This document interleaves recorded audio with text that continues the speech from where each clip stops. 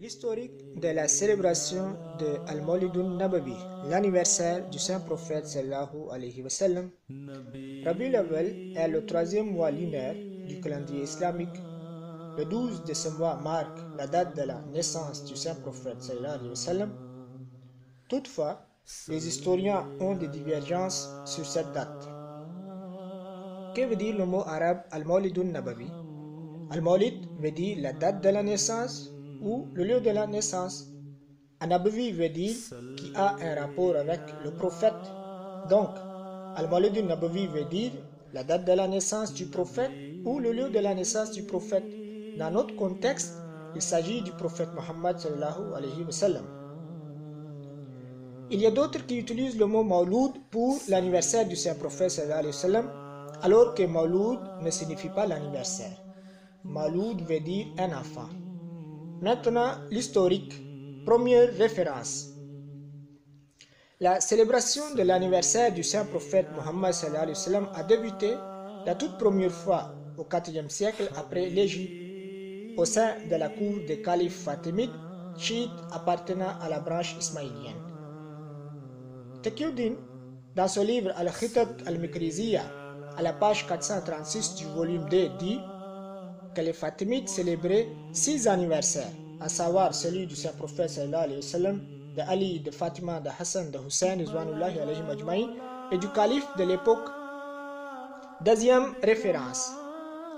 L'historien Ibn Kassir écrit à propos du roi Al-Muzaffar Abu Saïd كان يعمل المولد الشريف في ربيع الأول ويحتفل به احتفالا هائلا. Traduction. C'est-à-dire qu'il organisait des fêtes et des cérémonies grandioses dans le mois de Rabiul Awwal pour commémorer la date de la naissance du Saint-Prophète sallallahu alayhi wa sallam. Al-Bidaya wa Nihaya, volume 17, page 205. Le roi Abu Muzaffar, le roi Abu Saïd, naquit en 549 Hégire et mourut en 630 Hégire. Il fut le prince d'Arbil, la ville du Kurdistan actuel. Il s'agit de célébrations qui ont eu lieu au 6e siècle après l'Égypte. Troisième référence. Ibn Jubayr, un voyageur et un poète, naquit en 539 Hégire et mourut en 614 Hégire. Il a fait certains voyages de 578 à 581 Hégire.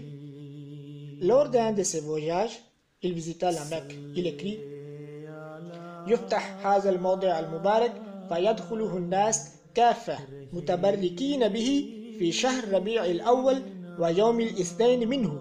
Traduction. On ouvrait l'endroit où le Saint-Prophète sallam naquit dans le mois de Rabiul Awwal et le jour du lundi. Rihla Ibn Jubayr, volume 1, page 82. Quatrième référence. Ibn Battuta, le fameux explorateur et le voyageur d'origine berbère, né en 703 Hégire et mouru en 778 Hégire, dit dans ce livre ويفتح الباب الكريم في كل يوم جمعة بعد الصلاة ويفتح في يوم مولد النبي صلى الله عليه وسلم. Traduction. On ouvrait la porte de la Kaaba après les prières de vendredi et le jour de l'anniversaire du Saint-Prophète sallallahu alayhi wa sallam.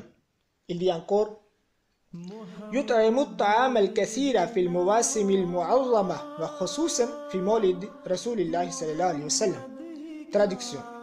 Najmuddin Muhammad, le juge et l'imam de la Mecque, donnait la nourriture à différentes occasions et surtout le jour de l'anniversaire du Saint-Prophète sallallahu alayhi wa sallam.